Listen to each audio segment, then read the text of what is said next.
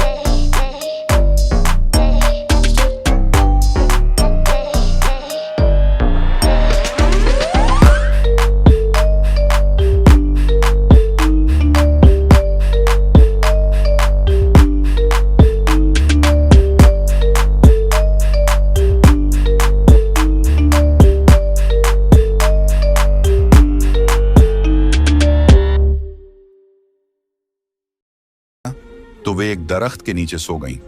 करमदीन ने अपनी बेटियों को वहीं सोते हुए छोड़ दिया और वहां से भाग गया। उसके दिल में यही ख्याल था कि कम से कम मेरी बेटियां जिंदा तो रहेंगी और अपनी सौतेली मां के जुल्म से बची रहेंगी। रास्ते में उसने एक हिरण का शिकार किया और उसका खून लेकर अपनी बीवी को दे दिया। उसकी बीवी ने वह खून अपने हाथों और पैरों पर लगाया और खुश होकर कहा, अब मुझे आराम है। उसे यकीन हो गया कि करमदीन ने अपनी बेटियों को मार दिया। दूसरी तरफ जब तीनों बहनें जागीं तो उन्होंने देखा कि उनका बाप उन्हें छोड़कर जा चुका है। वे अपने बाप को पुकारने लगीं। जंगल में जंगली जानवरों की आवाजें सुनकर वे डर गईं और रोने लगीं। इत्तेफाक से उसी जंगल में 3 दोस्त शिकार के लिए आए थे। जब वे शिकार करके लौटने लगे तो उनमें से एक दोस्त, जिसका नाम नासिर था, कहने लगा, मुझे लगता है, नासिर ने कहा, यहां कोई मुसीबत में है। क्या तुम लोग किसी के रोने की आवाज नहीं सुन रहे? मुझे तो किसी के रोने की आवाज आ रही है। चलो जल्दी से देखते हैं, शायद किसी को हमारी मदद की जरूरत हो। फिर तीनों दोस्त आवाज की दिशा में चल पड़े। आगे जाकर उन्होंने देखा कि 3 खूबसूरत लड़कियां बैठी हुई रो रही हैं। नासिर आगे बढ़ा और उनसे पूछा, तुम यहां अकेली क्या कर रही हो और इतना क्यों रो रही हो? जैनब ने नासिर को अपनी पूरी कहानी सुना दी। लड़कों को उन पर बड़ा तरस आया। वे आपस में कहने लगे, क्यों ना हम इन लड़कियों से शादी कर लें?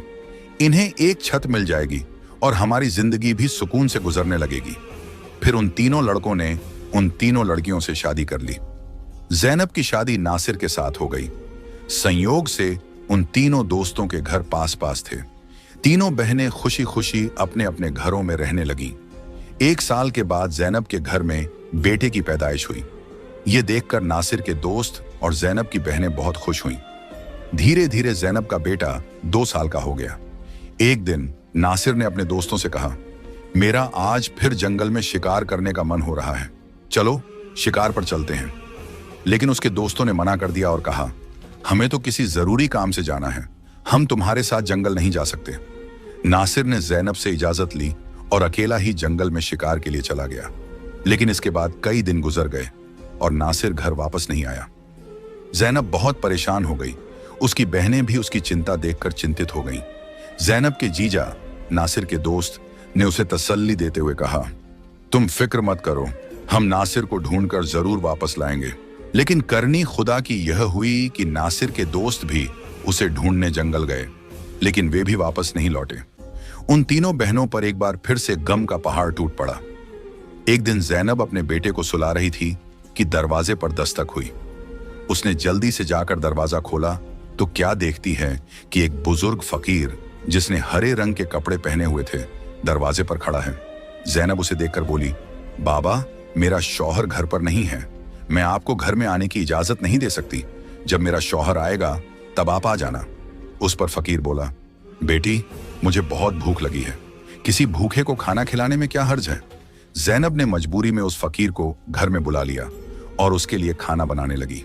लेकिन वह जादूगर फकीर बुरी नजरों से जैनब को देखता रहा। फिर वह जादूगर उठकर जैनब के करीब आया और बोला, सुनो लड़की, तुम मुझे बहुत अच्छी लगती हो, अपने बेटे को छोड़ दो और मुझसे शादी कर लो। जैनब डर के मारे कांपने लगी और बोली, बाबा, आप कैसी बातें कर रहे हैं? मैं शादीशुदा हूं और एक बच्चे की मां हूं। आपकी हिम्मत कैसे हुई ऐसा कहने की? यह सुनकर जादूगर फकीर को गुस्सा आ गया। उसने अपने जादू से जैनब को कुतिया बना दिया और उसके गले में रस्सी डालकर खींचते हुए ले जाने लगा। इधर जैनब का बेटा जोर जोर से रो रहा था। जैनब की बहनों ने जब उसके बेटे के रोने की आवाज सुनी तो वे भागती हुई उसके घर आईं। उन्होंने जल्दी से जैनब के बेटे को गले लगाया और अपनी बहन को घर में ढूंढने लगी। लेकिन उन्हें जैनब कहीं नजर नहीं आई। उनकी सौतेली मां के बाद अब जैनब भी गायब हो चुकी थी। वक्त इसी तरह गुजरता रहा। अब जैनब को गुम हुए भी 14 साल का लंबा वक्त गुजर चुका था।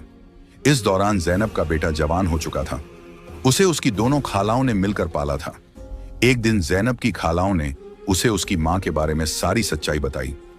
यह सुनकर वह बहुत परेशान हो गया और बोला, खाला, आज मैं अपने माँ बाप को जरूर ढूंढने जाऊंगा। उसकी खालाओं ने उसे समझाते हुए कहा, बेटा, जो होना था वह हो चुका, जिन्हें जाना था वे चले गए। अब हम तुम्हें नहीं खोना चाहती। हमारे शौहर भी जंगल गए थे और वे भी कभी वापस नहीं आए। अगर तुम भी चले गए तो हम किसके सहारे जीएंगी? लेकिन लड़के ने कहा, खाला, आप फिक्र मत कीजिए, मैं अपने बाप और बाकी सबको ढूंढकर वापस जरूर लाऊंगा। फिर वह लड़का जंगल की तरफ निकल पड़ा। कई दिनों तक जंगल में इधर उधर भटकता रहा, लेकिन उसे कुछ समझ नहीं आया कि वह अपने माँ बाप को कहाँ ढूंढे। इसी तरह तलाश करते करते वह एक ऐसे इलाके में पहुंचा जो पूरी तरह पत्थरों का इलाका था। वहां उसने पत्थर की इमारतें देखी और एक खूबसूरत छोटा सा पत्थर का घर देखा। वह गौर से उस घर को देख रहा था कि तभी उस घर से एक बुजुर्ग बाहर आए और बोले, बेटा, तुम यहां नए लगते हो, तुम्हें इस खतरनाक इलाके में आने की क्या जरूरत थी? लड़के ने जवाब दिया, बाबा जी, मैं अपने माँ बाप और ताया जी को ढूंढने के लिए यहां आया हूं। मेरी माँ को एक जादूगर ने कुतिया बनाकर अपने साथ ले गया था। अल्लाह वाले बुजुर्ग बोले, बेटा, यह इलाका एक बहुत बड़े जादूगर का है। वह बहुत ताकतवर है। जो भी उससे पंगा लेता है या उसे बेइज्जत करता है, वह उसे पत्थर का बना देता है। ये जो तुम अपने इर्द गिर्द पत्थर देख रहे हो, ये भी कभी इंसान थे। जादूगर ने इन्हें पत्थर बना दिया। कुछ साल पहले यहां एक नौजवान आया था। उसके बाद उसके पीछे 2 और नौजवान आए। जादूगर ने उन्हें पेड़ और पत्थर में बदल दिया और उसने एक नेक पाकीज़ा लड़की को भी 12 साल से कैद करके रखा है। वह जादूगर उस लड़की से शादी करना चाहता है, लेकिन वह लड़की किसी भी तरह मान नहीं रही। बुजुर्ग की बातें सुनकर लड़का सोचने लगा, यकीनन यह लड़की मेरी माँ है और ये लोग मेरे ही परिवार के लोग हैं। आखिरकार मैंने अपनों को ढूंढ ही लिया। इसके बाद लड़के ने बुजुर्ग को अपनी सारी कहानी बताई और कहा, बाबा जी, आप मेरी मदद करें। इन लाचार लोगों को बचाने का कोई तरीका बताएं। बुजुर्ग, जिनकी झोंपड़ी को कभी जैनब की सौतेली माँ ने जला दिया था, मुस्कुराए और बोले, बेटा, अल्लाह हमेशा नेक दिल वालों की मदद करता है। तुम्हें हिम्मत नहीं हारनी चाहिए। अल्लाह वाले बुजुर्ग मजबूरन इस खतरनाक इलाके में आकर रहने लगे। उन्होंने लड़के से वादा किया, मैं तुम्हारा साथ जरूर दूंगा। बुजुर्ग सोचने लगे, क्या पता इस लड़के की मां को छुड़वाने से बाकी कैदियों को भी जादूगर की कैद से आजादी मिल जाए। बुजुर्ग ने बाकी गांव वालों को बताया, यह मेरा पोता है जो दूसरे गांव से मुझसे मिलने आया है। जब जादूगर को शक हुआ कि गांव में कोई नया लड़का आया है, तो वह तुरंत अल्लाह वाले बुजुर्ग के पास पहुंचा और पूछने लगा, यह कौन है? बुजुर्ग ने जवाब दिया, यह मेरा पोता है। इस तरह जादूगर और लड़के की मुलाकात हुई। लड़का अपनी पहचान छुपाकर जादूगर से मिलने लगा। जादूगर ने लड़के को देखकर कहा, तुम बहुत समझदार लगते हो और अपने दादा की तरह नेक और मासूम हो। कल तुम मेरा एक काम करोगे। मैं तुम्हें एक इमारत में भेजूंगा जहां एक लड़की को मेरा पैगाम देना है। मैं उससे शादी करना चाहता हूं। लड़का समझ गया कि वह अपनी मां से मिलने जा रहा है। वह बहुत खुश हुआ और सोचने लगा कि वह अपनी मां के लिए फूल ले जाएगा। उसने योजना बनाई कि वक्त आने पर वह अपनी मां को पहचानने के लिए अपनी पहचान जाहिर करेगा। जैनब की शादी के वक्त नासिर ने उसे एक अंगूठी दी थी जिस पर उसका नाम लिखा हुआ था। बाद में जैनब ने वह अंगूठी अपने बेटे को पहना दी थी। सालों बाद वह अंगूठी बढ़ाकर दोबारा बनाई गई और लड़के ने अब भी वही अंगूठी पहनी हुई थी। अल्लाह वाले बुजुर्ग ने लड़के से कहा, अपनी अंगूठी को फूलों के गुलदस्ते में छुपा दो। जब तुम्हारी मां इसे देखेगी तो वह तुरंत तुम्हें पहचान लेगी। लेकिन यह काम आसान नहीं होगा। जादूगर ने जैनब की निगरानी के लिए एक चौकीदार तैनात कर रखा है जो हर वक्त सख्ती से नजर रखता है। जादूगर अल्लाह वाले बुजुर्ग की बहुत इज्जत करता था और उनके पोते को नेक समझता था। उसने लड़के को गुलदस्ता देकर रोजाना जैनब के पास भेजना शुरू कर दिया। लड़के की कम उम्र महज 14 साल की वजह से जादूगर को उस पर कोई शक नहीं हुआ। जैनब को एक कमरे में कैद करके रखा गया था जहां किसी मर्द को जाने की इजाजत नहीं थी। लड़का रोजाना गुलदस्ता लेकर जैनब के पास जाता और वहां जादूगर की एक दासी हमेशा जैनब के साथ रहती। एक दिन किस्मत ने लड़के का साथ दिया। ऐसा मौका मिला जब कमरे में जैनब के सिवा कोई नहीं था। लड़के ने जल्दी से अपनी उंगली से अंगूठी उतारी और फूलों के गुलदस्ते में छुपाकर जैनब के कदमों में रख दिया। जैसे ही गुलदस्ता जमीन पर रखा, अंगूठी की आवाज हुई। जैनब ने हैरानी से गुलदस्ता उठाया और फूलों में बंधी अंगूठी को पहचान लिया। ये वही अंगूठी थी जो उसने सालों पहले अपने बेटे को पहनाई थी। जैनब की नजरें फौरन गुलदस्ता लाने वाले लड़के की तरफ उठीं। दोनों की नजरें मिलते ही हकीकत साफ हो गई। जादूगर ने जैनब को कैद कर रखा था, लेकिन उसका बेटा अपनी मां को आजाद कराने का मंसूबा बनाने लगा। जैनब ने जादूगर से शादी की रजामंदी जताई और उसकी ताकत का राज मालूम किया। जादूगर ने बताया कि उसकी जान एक तोते में है जो एक पिंजरे में बंद है और एक घने जंगल के दरख्त के नीचे सख्त पहरे में रखा गया है। जैनब ने यह राज अपने बेटे को बताया, लेकिन उसे खतरे से बचाने के लिए जाने से मना किया। फिर भी बेटे ने अपनी मां को यकीन दिलाया कि वह कामयाब होकर लौटेगा। कई दिनों की मशक्कत के बाद वह जंगल में पहुंचा। एक मौका देखकर उसने तोते को पिंजरे से निकाल लिया और जादूगर की इमारत तक वापस ले आया। जादूगर उसे देखकर तोते की वापसी की भीख मांगने लगा। लड़के ने चालाकी से जादूगर से सभी कैदियों को आजाद करवाया। इसके बाद उसने तोते के पंख खींचे, जिससे जादूगर की ताकत खत्म हो गई। अंत में उसने तोते की गर्दन मरोड़ दी, जिससे जादूगर मर गया।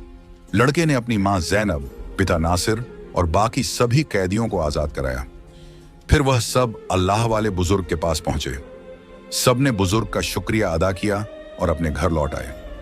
जैनब की बहनें अपने शौहर से मिलकर बहुत खुश हुईं, जो जादूगर की कैद में सालों तक रहे थे। उनके पिता, जो अपनी बेटियों को खोने के गम में डूबे थे, उन्हें सही सलामत देखकर खुशी से रोने लगे। उन्होंने बेटियों से माफी मांगी और बताया कि उनकी बीवी की साजिशों की वजह से यह सब हुआ। बेटियों ने अपने पिता को तसल्ली दी और कहा, हम अपनी जिंदगियों से खुश हैं। उनके पिता ने बताया कि उनकी सौतेली मां, जो उन पर जुल्म करती थी, एक गंदी बीमारी का शिकार होकर इस दुनिया से चली गई। इसके बाद सब ने खुशी और सुकून के साथ अपनी जिंदगी गुजारनी शुरू की।